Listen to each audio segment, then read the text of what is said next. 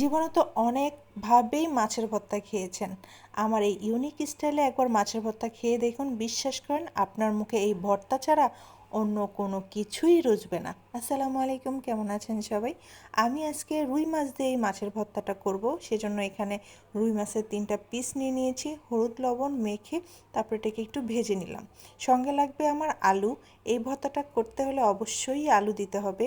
একটা বড় সাইজের আলুকে এরকম পাতলা পাতলা করে কেটে হলুদ আর লবণ মেখে এটাকেও বেশ দুপাশ লাল লাল করে ভেজে নেব। এমনভাবে আলুটাকে ভাজতে হবে যাতে এটা টিপ দেওয়ার সঙ্গেই গলে যায়, দেখেই বুঝতে পারছেন। এদিকে মাছের থেকে আমি কাঁটাগুলো একদম ছাড়িয়ে নিয়েছি, আলুটাকেও একদম হাতে মথে মিহি করে নিয়েছি। সঙ্গে নিয়ে নিলাম শুকনা মরিচ, লবণ আর হলো গিয়ে কাঁচা পেঁয়াজ। লবণটা অবশ্যই আন্দাজ মতো দিবেন, কারণ মাছে এবং আলু ভাজার সময়ও কিন্তু লবণ দেওয়া হয়েছে। এমনভাবে এই পেঁয়াজ মরিচটাকে মাখছি, আপনি চাইলে এই পেঁয়াজ মরিচের ভর্তাটা দিয়েও কিন্তু অনায়াসে খেতে পারবেন। বেশ অনেকটাই কিন্তু পেঁয়াজ আর মরিচ মেখে নিয়েছি।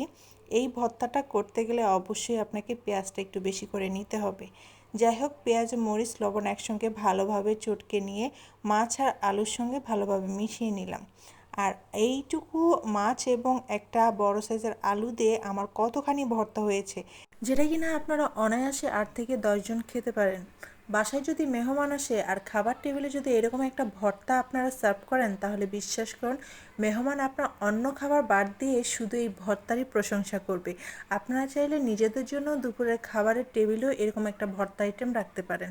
যদি ভালো লাগে অবশ্যই লাইক কমেন্ট করবেন। আর সবাই ভালো থাকুন, সুস্থ থাকুন। আল্লাহ হাফেজ।